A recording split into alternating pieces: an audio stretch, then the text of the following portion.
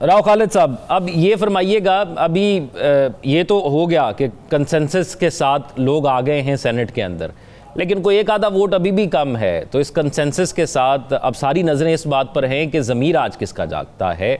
तो आप क्या समझते हैं कि एक भी वोट अगर ज़मीर की आवाज़ पर पड़ता है तो क्या ये मुतनाज़ हो जाती है? मेरा ख्याल है कि ये पहले दिन से ही मुतनाज़ थी, ये सारा प्रोसेस और ये तरमीम, और ये आखिरी दिन तक मुतनाज़ रहेंगी। और इनकी मैं ज़्यादा लंबी उम्र नहीं देखता इस तरमीम की, क्योंकि हम इसकी निटी-ग्रिटी वो अगले सेगमेंट में शायद डिस्कस करें कि क्या चीज़ें हैं, क्या नहीं हैं और क्या उनके हैं। लेकिन बुनियादी तौर पे जिस तरह से ये शुरू हुआ मामला, उसमें पर्सन स्पेसिफ़िक आप कह लें या इदारा स्पेसिफ़िक जो चीज़ें थी वो करने की कोशिश की गई, जिसमें आईनी अदालत की बात हुई, जिसमें काजी फायज़ ईसा साहब के उस रखने के हवाले से शुकूक व शुबहात का इजहार किया गया, मंसूर अली शाह साहब को हटाने के हवाले से किया गया, सुप्रीम कोर्ट की पावर्स आईनी अदालत को देने के हवाले से किया गया। यानी गवर्नमेंट अपना कंट्रोल जो अंडर द थंब रखना चाहती थी उस हवाले से सारी ये की गई उसमें। अब ये है कि वो क्यों किया गया, तो मुझे तो ये लगता है कि करना यही था जो अभी हुआ है। और ये वो होता है मौत दिखा के बुखार पे राज़ी करने वाली बात जो होती है, जो मौलाना साहब सांप को कुचल चुके, सांप को सर नहीं कुचल सके, बकौल नज़ीर साकिब साहब की सिर्फ जहर निकाला है, तो वो बहरहाल मौजूद है, वो बुखार की सूरत में आ गया। अब पहले उससे मौत होनी वाक़ होनी थी, अब बुखार चढ़ेगा। बुखार कौन सा चढ़ता है, आपको गर्दन तोड़ चढ़ता है, डेंगू वाला होता है या कोरोना वाला होता है, ये डिपेंड करता है आगे किस तरह से इसको इम्प्लीमेंट किया जाता है। तो मेरे हिसाब से जो पूरी जो वारदात डाली गई है, ये पूरा जो तरीक़ाकार इख्तियार किया गया है, उसमें आइन कानून की बात करना, अखलाकियात की बात करना, दूसरे मुल्कों के हवाले देना, तो थोड़ा सा हमें अपने गिरेबान, मैं उनको तो नहीं कहता, मैं अपने गिरेबान में झांक लेता हूँ। क्या यहाँ पे उन मुल्कों में जिनका हम हवाला देते हैं, जहाँ के जजों की तकर्री का हम हवाला देते हैं, कहाँ वहाँ पे ह्यूमन राइट्स वायलेशन पे सुप्रीम कोर्ट तक खामोश रहती है। वहाँ पे इलेक्शन का मैंडेट चोरी करने पर कुछ भी नहीं होता। वहाँ पे आप आइन में जो चीज़ें तय कर देते हैं, ट्राइकॉटमी ऑफ पावर या बाकी चीज़ें, उसको उथल पुथल करने पे बिल्कुल खामोशी रहती है। वहाँ पे जो पार्लियामेंटेरियंस होते हैं वो अनपढ़ होते हैं। वहाँ पे पार्लियामेंटेरियंस आइन और कानून से उनकी तफहीम प्रॉपर नहीं होती। हाँ, आपने डिप्टी चेयरमैन सेनेट शेरी रहमान साहब, उनकी सिफारिश पे बने सईदाल साहब, बहुत एहतराम है उनका, डिप्टी चेयरमैन है, वो 2 लाइनें प्रॉपर पढ़ नहीं सकते। आप उनको कंडक्ट करते हुए आपने देखा होगा सेशन। तो इस किस्म के लोग जब डिसाइड करेंगे कि आइन को किस तरह होना चाहिए, कानून को किस तरह होना चाहिए, और ये अली जफर साहब ने ठीक कहा, सेनेट में 70%, मैं दावे से कहता हूँ, समझ नहीं सकते इसको, और 25 से 30% पढ़ भी नहीं सकते उस पूरी कॉन्स्टिट्यूशनल अमेंडमेंट को। तो फिर आप किस किस्म के निज़ाम की बात करते हैं, आप कंपैरिजन किस चीज़ का करते हैं कि अवाम वोट दें एक बंदे को, जीत दूसरा जाए। ये दुनिया में कहीं होगा वहाँ पे आग लग जाए, वहाँ पे ऐसे हंगामे हो कि फिर किसी को जुर्रत ना हो इस किस्म की हरकत करने की। अली जफर साहब की जहाँ तक बात है, बहुत तशनगी थी उनकी तकरीर में, बहुत ही तशनगी थी। उन्हें बहुत से बुनियादी नुकात को एड्रेस ही नहीं किया। इसमें जो अमेंडमेंट्स में किस चीज़ का इत्तफाक राय आपका हुआ है, आपकी गर्दन में उन्होंने फंदा डाल दिया इस अमेंडमेंट के जरिए, और आप कह रहे हैं कि जी इत्तफाक राय था। किस चीज़ का इत्तफाक राय था? ये है ही आपके लिए, या जस्टिस मंसूर अली शाह और जस्टिस मुनीर के लिए, या आपके लिए? और तो कोई इसका टारगेट ही नहीं है इस अमेंडमेंट का। अगले सेगमेंट में पूरी तफसील से आपको बताऊंगा कि किस तरह से ये सारे मामलात किए जा रहे हैं। बात यह है कि आप जो इख्तियारात हुकूमत ले रही है बुनियादी तौर पे अदालत से अपने पास, वो इस हुकूमत ने तो 5 साल रहना ज़्यादा से ज़्यादा, और इसी के लिए कोशिश हो रही है कि 5 साल नहीं। राव खालिद साहब, आपको लगता है कि 2 बुनियादी जो नुकात थे जिस पर मौलाना को भी एतराज़ था और जो पाकिस्तान तरीके इंसाफ के लिए भी एतराज़ था, वो था फौजी अदालतें और जजेस की ट्रांसफ़र का, ये तो निकलवाने में कामयाब हो गए ना? मैं वही तो कह रहा हूं ना कि मैंने पहले एक और प्रोग्राम में मैं कह चुका हूं कि ये दावा किया जाएगा बाद में, जो भी आज मौलाना साहब ने कहा है, मैं हफ्ता पहले ये बात कर चुका हूं कि ये कहेंगे देखे हमने फलां चीज़ निकलवा दी, देखे हमने ये भी निकलवा दिया, देखे हमने ये भी निकलवा दिया। तो वो मौत दिखा के जो बुखार पे राजी किया गया है, वो उस आर्गूमेंट को बिल्ड करने के लिए किया गया है। लेकिन इसकी जो तफसीलात जब आप सुनेंगे तो आपको पता चलेगा कि इसमें से जहर भी नहीं निकला और ये सांप बाहर मौजूद है, काला है, पीला है, नीला है, ये मौजूद है सांप। और इस सांप को अगर इसका सर कुचलेगी तो अदलिया कुचलेगी और वकला कुचलेंगे, ठीक, अदरवाइज कोई नहीं कुचल सकता, क्योंकि पॉलिटिकल पार्टी सारी कंप्रोमाइज कर गई है इसके ऊपर। ठीक, साकिब बशीर साहब। अच्छा, सारी पार्टीज का मतलब कि पीटीआई भी कर गई है? पीटीआई भी शामिल है इसमें सारे। डॉक्टर खालिद साहब, एक चीज तो बताइएगा कि इसकी अहमियत और इसकी तासीर क्या होगी आने वाले दिनों में, और दूसरा फिर क्या ये फिर 2/3 मेजॉरिटी का मामला जब आएगा 12 रुकनी कमेटी के अंदर, तो क्या वहां पर मुश्किल हो सकती है? इस अमेंडमेंट की अहमियत कोई नहीं, जो हुकूमत आएगी उसके लिए शायद हो, वो उसको अगर यूज़ करना चाहे या मिस यूज़ करना चाहे।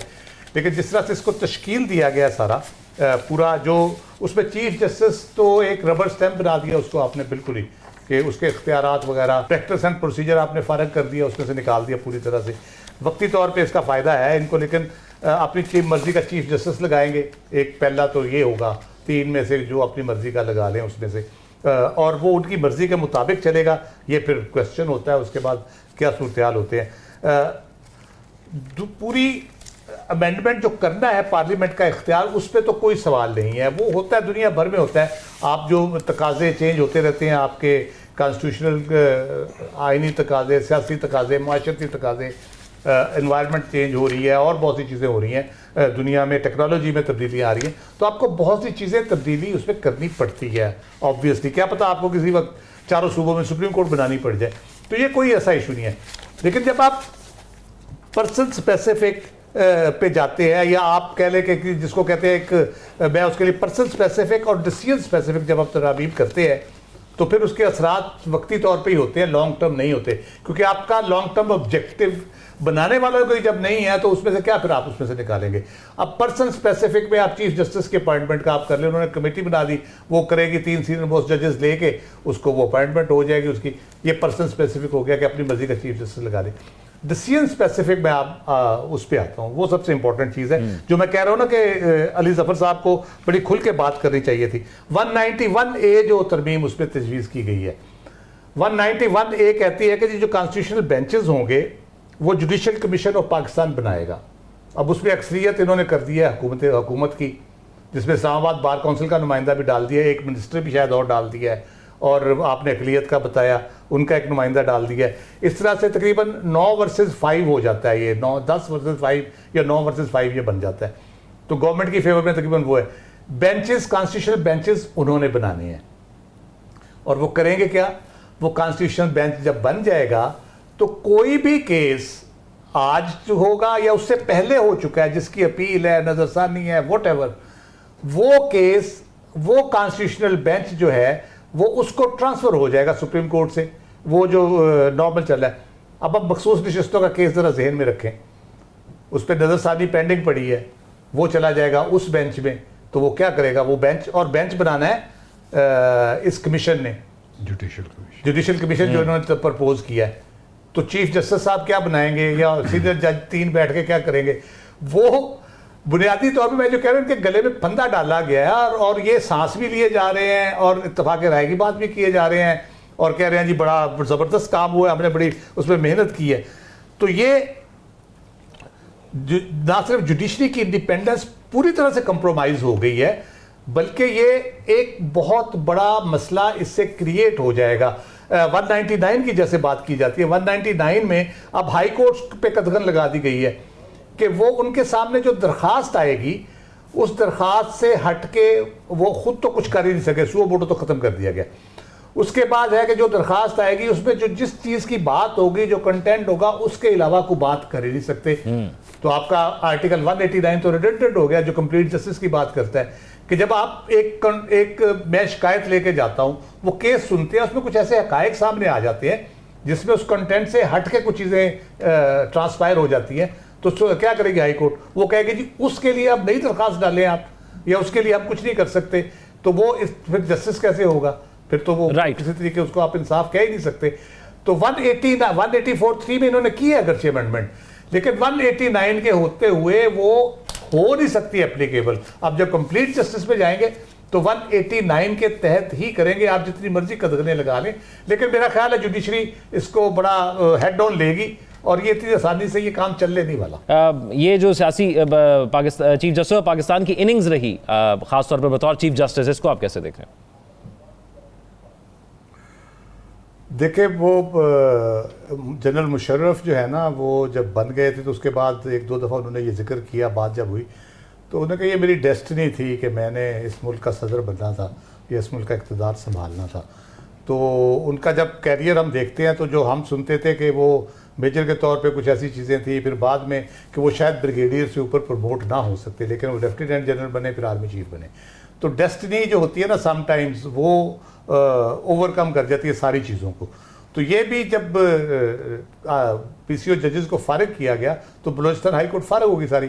तो ये हैंड पिक थे जस्टिस इफ्तिखार चौधरी के, उन्होंने इनको चीफ जस्टिस ऑफ बलूचिस्तान, सीधे चीफ जस्टिस बने थे ये बलूचिस्तान हाई कोर्ट के, जज बनने से पहले चीफ जस्टिस बन गए थे। तो वहाँ से ये चले, उसके बाद फिर रेफरेंस हुआ जहाँ पे पता चला बस जी अब तो फारिग हैं, क्योंकि पीछे बड़ी ताकतवर हस्ती थी जिसने रेफरेंस बनवाया और सारा वो प्रोसेस हुआ इनका। तो लेकिन उससे भी बच गए वो। तो इसका मतलब ये डेस्टिनी थी उनकी कि उन्होंने इस ओहदे पे पहुंचना था। और उसके बाद फिर जो असल बात है वो ये है कि उनकी जो शख्सियत है, उनके गिर्द बहुत से तनाज़ात रेफरेंस से लेके तो अभी तक जो चल रहे हैं ये वो शुरू हो गए। तो वो एक कह ले कि उन तनाज़ात की वजह से जो उनके ममदूहीन थे, जो उनको ह्यूमन राइट्स एक्टिविस्ट भी समझते थे, डेमोक्रेसी के भी वो समझते थे, आइन और कानून की बालादस्ती के भी उनको समझते कि बहुत बड़े वो उसके हैं पैगंबर। तो वो आहिस्ता आहिस्ता वही ममदू उनके जो है ना, हमें उन्हीं की ज़ुबानी पता चला इनकी खूबियों का, वही फिर उनकी खामियां बयान करनी शुरू कर दी। उनमें वकला भी शामिल हैं, उसमें साथी जजेस भी शामिल हैं जिन्होंने उनकी, जैसे मंसूर अली शाह साहब जिन्होंने बहुत हमायत की और इनसे बल्कि सीखा भी, वो ख़त लिखने का जो कल्चर एक इंट्रोड्यूस हुआ वो सारा सीखा उसी वजह से ज़्यादा। लेकिन बात यह है कि इसको तारीख ने जो जज करना है ना, वो उनकी शख्सियत क्या थी क्या नहीं थी, उनके फैसलों की वजह से जज